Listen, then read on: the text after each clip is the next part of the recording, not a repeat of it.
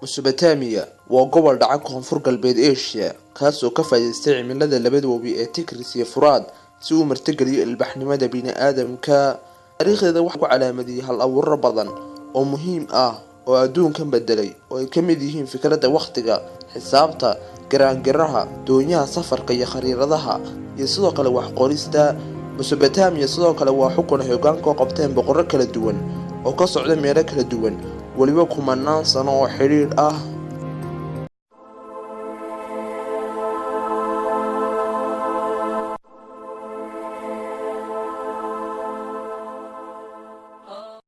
Mesopotamia waxay hadda dhacdaa gobolka loo yaqaan Bariga Dhexe oo ay soo galeen qaybo ka mid ah koonfur galbeed Asia iyo dhulka ku xeeran badda Mediterranean-ka.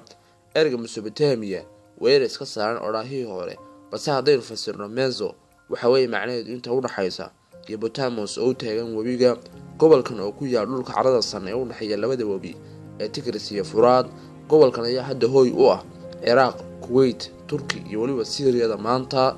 Mesopotamia waxaa markii ugu horeysay bini'aadamku tegay xilliyadii dhagaxa ama afka qaad loogu yeero Stone Age-ka, taasoo ku beegnayd 14,000 oo sano ka hor dhalashadii Nabi Ciise calayhi salaam.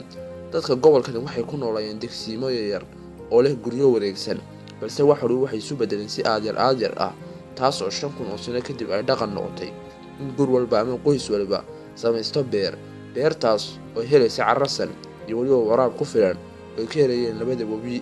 Haddaba halkani waa bilowgii xadaaradii bini'aadamka. Diinta Mesopotamia waxay ahayd mid waali ah, balse haba iska waalnaatay waxaa muhiim ah inaan waxun ku ogaano. Waxay caabudi jireen dhowr ilaah oo waaweyn iyo yaryar isku jira, waxaana ugu weynaa 3 ilaah oo kala ah: Enki oo u qaabilsanaa ilaaha xikmadda iyo sixirka, iyo Anu oo u aaminsanaa inuu yahay ilaaha samada, iyo Enlil oo u aaminsanaa inuu ilaaha dhulka, duufaanta, beeraha iyo maareeyaha arrimaha kale. Waxaa jirta sheeko ama iska odhan kara iska sheeko xariiri. Ilaaha Enlil waxa weeye mid necab dadka, waxuu mar ama waqtiyada kamid dadka kusoo kiciyay daadad iyo duufaano, maadaama ilaaha Enlil uu isagu mas'uul ka yahay dhulka, duufaanta, beeraha, daadadka iyo maareeyaha arrimaha kaleba. Halkaa sidaas la mid ah ilaaha Enki uu yahay mid dadka jecel oo dadka badbaadiyay oo u dhisay doon.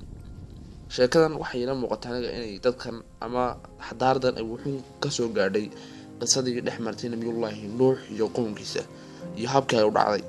iyagoo saas oo haddana waxay sanayeen qisadaas iyo hawsha saa u dhacday. haddana marnaba laguma sheegin dadkan in ay weliba xilligaa in dadkan ay wax islaamnimo soo dhex gashay. xilliyada dambe waa laga reebaa, laakiin xilliyada imika aan ka hadlayno laguma sheegin dadkan wax diinta islaamta xataa diinta kiristaanka inay soo dhex gashay laguma sheegin. fiidiyowgaad buu kooban yahay. diinta Mesopotamia waxay iska mid noocaasa. insha Allah tacaala qaybta labaad haddii waqtigu noo saamaxo waxaan ku kulmaynaa aan kaga hadli doono farshaxanimadii Mesopotamia iyo qaybo kale ka mid ah. Wassalaamu calaykum waraxmatullaahi wabarakaatuh.